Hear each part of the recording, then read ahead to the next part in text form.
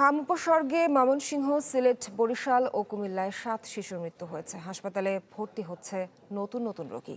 স্বাস্থ্যমন্ত্রী জানিয়েছেন, টিকাদান কর্মসূচির সুফল পেতে অ্যান্টিবডি তৈরি হওয়া পর্যন্ত অপেক্ষা করতে হবে। আর হামের টিকা নিয়ে তদন্তে সরকার এখনও আনুষ্ঠানিক সিদ্ধান্ত নেয়নি।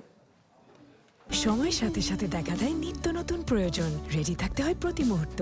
তাই এলো ইনোভার, যেন আপনি লাইফে থাকেন রেডি প্রতিদিন। Innova, designed for now. দেশে এখন পর্যন্ত হামে আক্রান্ত হয়েছে 50,000-এর বেশি মানুষ, যাদের প্রায় সবাই শিশু।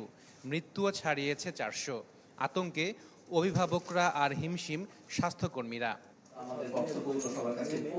এমন পরিস্থিতির জন্য বিগত দিনে হামের টিকা না দেয়াকে দায়ী করছে বিএনপি সরকার। প্রধানমন্ত্রীর তথ্য উপদেষ্টা মঙ্গলবার জানিয়েছিলেন, টিকা নিয়ে রাষ্ট্রীয় ও আন্তর্জাতিক তদন্তের কথা।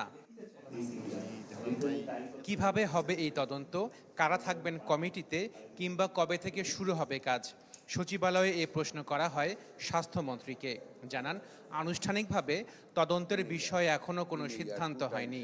সরকারের মনোযোগ বর্তমান পরিস্থিতি সামাল দেয়া।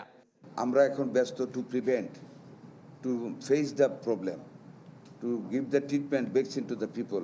আমি personally I am not thinking about the previous activities who did the রং।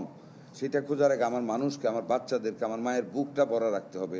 ওইটা আমি চেষ্টা করতে। তদন্ত করবো না কথাটা আমি বলি নাই। Let us face first the ক্রাইসিসটা শেষ করি, এরপর এটা তো কেন্দ্রীয় সিদ্ধান্ত গভর্নমেন্টের। ইনশাল্লাহ আমরা ওই দিকে নজর দিব করার জন্য। স্বাস্থ্যমন্ত্রী জানান, হাম রুবেলার জরুরি টিকাদান ক্যাম্পেইনে লক্ষ্যমাত্রার শতভাগ অর্জিত হয়েছে। তবে এর সুফল পেতে অ্যান্টিবডি তৈরি না হওয়া পর্যন্ত অপেক্ষা করতে হবে। আমাদের হামের টিকা কন্টিনিউয়াসলি চলছে and we have sufficient stock. একটা টিকা দেওয়ার পরে 3 to 4 উইকস টাইম লাগে অ্যান্টিবডি ক্রিয়েট হতে। সেই অ্যান্টিবডিটা ক্রিয়েট হওয়া পর্যন্ত আমাদের অপেক্ষা করতে হবে। সচিবালয়ে চীনের সিনোভ্যাক ফাউন্ডেশনের দেয়া 3,80,000 ডোজ পোলিও ভ্যাকসিন অনুদান হিসেবে গ্রহণ করেন স্বাস্থ্যমন্ত্রী। Ashikin Prince, channel 24, Dhaka.